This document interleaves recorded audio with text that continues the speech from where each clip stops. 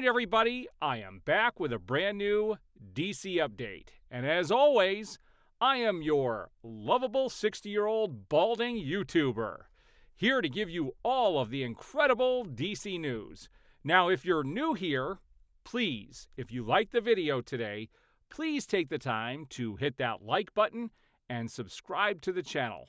I'm going to be bringing you guys all the DC news as it gets released.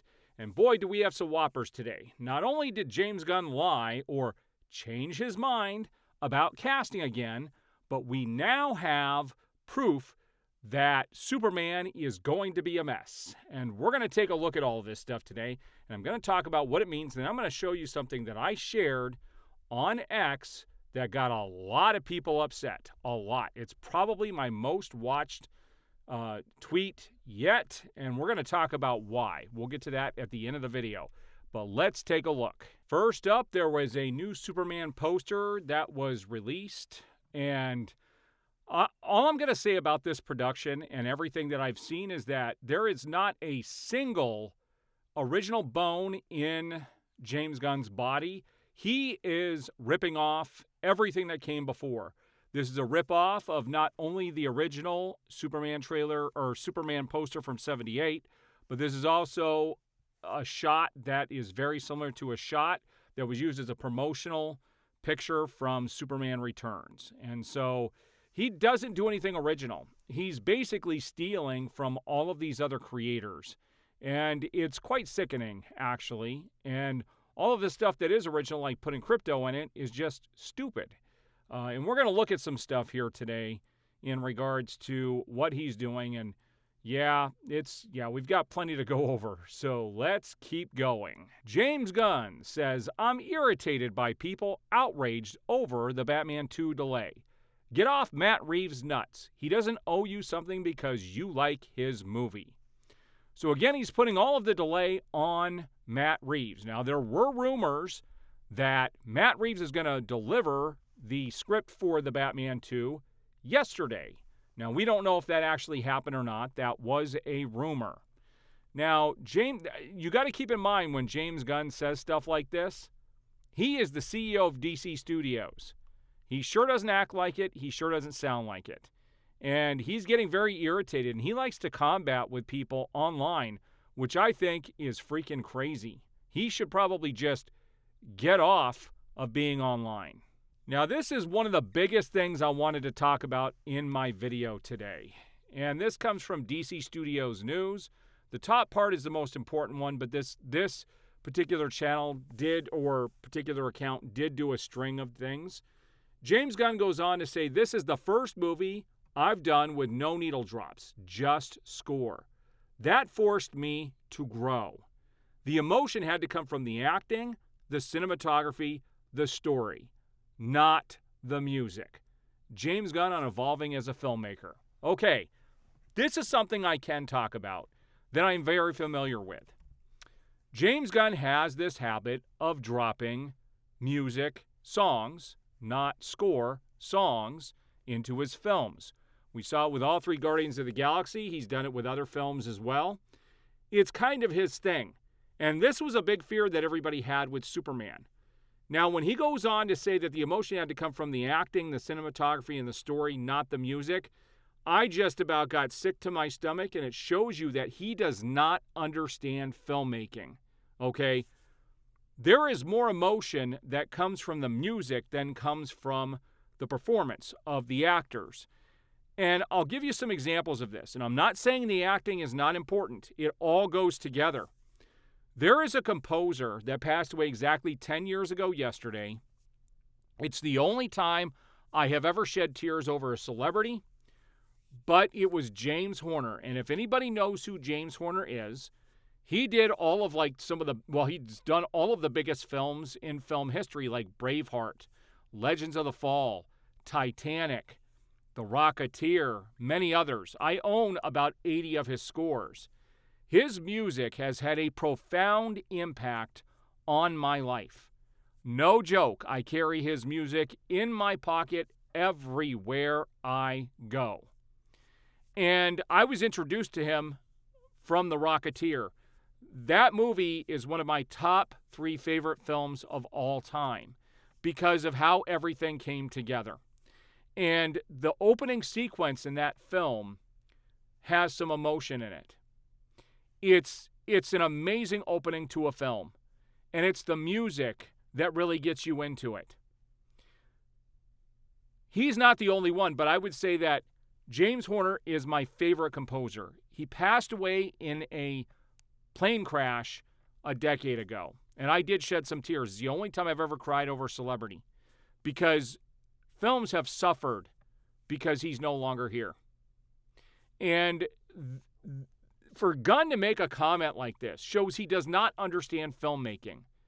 Hans Zimmer, Steve Jablonsky, John Williams, John Powell. There are so many composers that make you feel something when you're watching the films. And one of my favorite scores was by Daft Punk for Tron Legacy. Probably my most listened to score ever.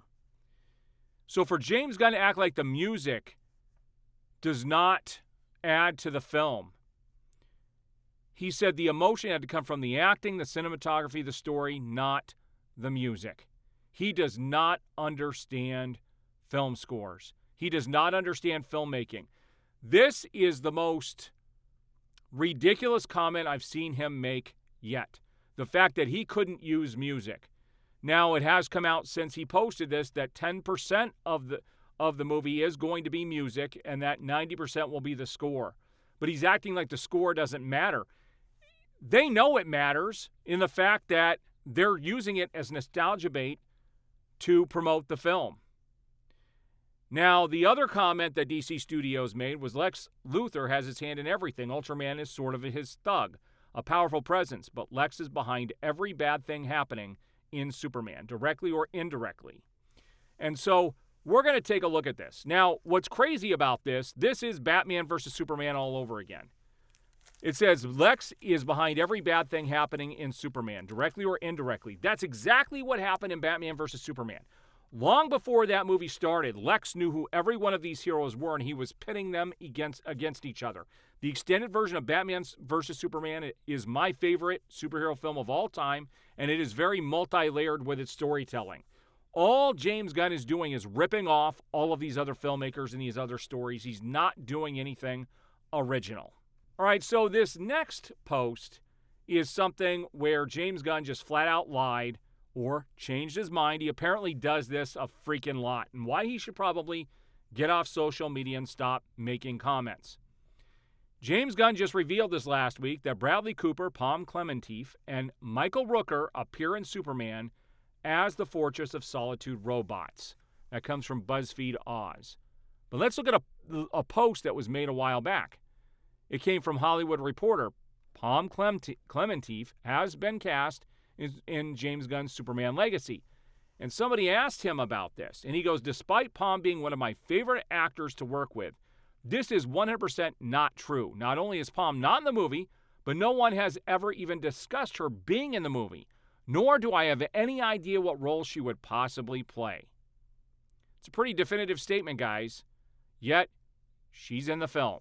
Now, one thing I wanted to show you, which I thought was interesting, I don't know how many of my viewers know who Jim Lee is, but he's my favorite comic artist alive right now. And he actually posted this new Superman poster the other day. And we're going to look at some of the comments. 90% of his comments were negative.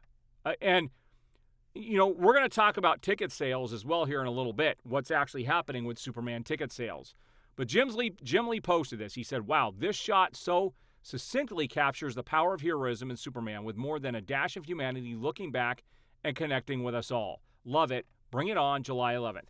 All of these people are making very similar statements. Like they've been given a book on how to talk about this movie. I wouldn't say that this has a dash of humanity in there or heroism.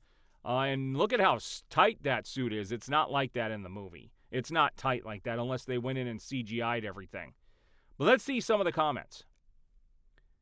I said it's actually a ripoff of the 78 Superman poster and promotional shot from Superman Returns. There is nothing original about this production. Gunn is literally ripping off everyone else that came before. Someone said lacking in the aura department. Someone said with cankles and a poor-fitting suit. Other people, I just hope this movie isn't another copycat. They have been trying to recreate Christopher Reeve's Superman movie every time except for Man of Steel. We don't need another Reeve copycat. I thought the suit would grow on me, but the more I see it, the more I hate it. And the legacy never dies. And there's that shot I talked about earlier. It's just a ripoff. He's ripping everything off of previous productions. There is nothing original about this. But most of these comments were negative. It was crazy. And these are not, I did not Photoshop this. These were all just in a row. More people asking, is that sarcasm? The more I see the new suit, the less I like it. Did you tell Gunn he had to use the new 52 collar? What we need is an absolute Superman movie. Can you imagine how badass that would be to see on the big screen? It's a far more interesting origin than what we've seen so far. Why does the S not look like an S? Anyway, all negative comments under Jim Lee. These are actual people who follow Jim Lee, which means these are actual comic fans. Nobody just willy-nilly is going to follow Jim Lee. And most comic fans are not happy with what they're doing with Superman. And you can see it directly when stuff like this gets posted. Most of the comments are negative. Here's a picture of James Horner. Again, he did Titanic, Star Trek II, Braveheart, Avatar. Yeah, he was flying his own plane and actually crashed. This guy was a genius. Now, this is some pretty cool comic news. Right now, the biggest title out there for DC Comics is Absolute Batman. And Scott Snyder keeps getting asked this question on how long is this going to run. I will tell you that most of Scott Snyder's runs with Batman, his last Batman run and some of the stuff he did with Justice League, almost ran for 5 years. He says, we have the series planned now through about 32 issues, and it keeps growing. To be clear, 32 isn't the end. There is no ending point designed for the book or the Absolute Universe. But we have planned Batman story for that long 100%. Somebody had asked him, I remember you guys saying you were at least 20 issues ahead. How many would you say you're in deep now, especially with all the support Absolute Batman is receiving? This title keeps selling out in comic shops. So you have to keep doing reprints. I own like 4 reprints of just issue number 1. Every issue has had to be reprinted. It's pretty crazy how popular this is. It's one of the most interesting stories I've read in the 40 years I have been reading comics. Here we go. This is what my title card was about and what the biggest part of what I wanted to talk about in this video. It says Superman begins with a Star Wars-esque introduction that gives some context to the movie and universe. Everyone saw this coming in, that this movie is overbloated with characters, and how are they going to tell a story in 2 hours? Well, this is how they're going to get around this. There were reports, all of the reports were true from the screening. The people walked out. I remember one person specifically said it felt like this should have been a 3rd or 4th film in stuff they never got to see. And because of that, they're now going to have to do some kind of an introduction for people to read so that they can understand the film. What the crap? Like, again, they're starting this. This whole thing is a mess. It's such a mess that they're going to have to tell people certain stuff at the beginning of the movie so they can get the most out of the film, which tells you maybe this isn't where they should have started. Also, here's a comic from years ago when Scott Snyder was writing Justice League. This was the annual. And this was pretty cool. This source wall, they used the source wall quite a bit, and it was talked about a lot during this Justice League run. And one of my things I would love to see in film is the source wall. Like, I think to see this in film would be incredible. It's one of the things every time I see a panel in some of the comics, I can envision what this would look like, out in space. And it would be cool for the heroes to have to deal with, something from the source wall. It's pretty cool stuff. Also, guys, I got a cute shot of my dog. He likes to use me as his personal pillow. I got back from PT today, and I was just relaxing, and he just comes over, and he just laid on my legs here for about an hour or so. All right, so now I wanted to run over to X to show you guys a few things here. Some of the things that I have posted. And so we're going to go over to my profile here. And first of all, DC Film News posted this about Ultraman, and I didn't grab a screenshot to show you in the video, so I'm showing it to you here. This, to me, looks like the Riddler from the Batman. This is Ultraman from Superman. Now, some people have said that this looks like, and it does, kind of like what Doomsday looked like before Doomsday came out. There is so much going on with this film, so many characters, that this film, I do think it's going to be a wholly living mess. I really do. I posted about my dog saying hi. Now, let's look at the post that really upset some people. And I'm going to show you the hypocrisy here. So James Gunn was taking a picture with a bunch of kids the other day. And if you know anything about his past, I simply put, I am sorry, but this guy should be nowhere near kids. And that is my personal belief. Okay, I'm not accusing him of anything. I didn't accuse him of anything. But based on what I've seen in his past, I've said this in the past, I would never let my kids anywhere near this guy. Okay? That is to be safe.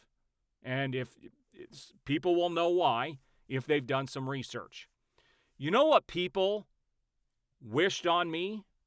You could see that this has had over 1,000 likes and 113 comments. I can't even show you guys the comments. Otherwise, my video will probably be taken down. There were multiple tweets about how Zack Snyder, the last kid he was around, and they were talking about his daughter, had offed herself. One person wished that I got hit by a car. Several people flat out called me the same thing that people are assuming about James Gunn. And yet, I'm the bad guy? Really? Really? It's very telling the way people act on social media. I have never attacked anybody individually. I'm not even attacking James Gunn here. I'm just using what's called common sense. So I didn't accuse him of anything. This isn't libel. It's not slander. Some people were trying to say it was. But it's not. People need to do their own research. Now let's talk about ticket sales here for a minute. Several big channels like Grace Randolph and like Tyrone Magnus, who have comic fans in their channels and in their comments, posted a poll on how many people plan on seeing Superman or have bought tickets. On both, about 15% of their audience has tickets.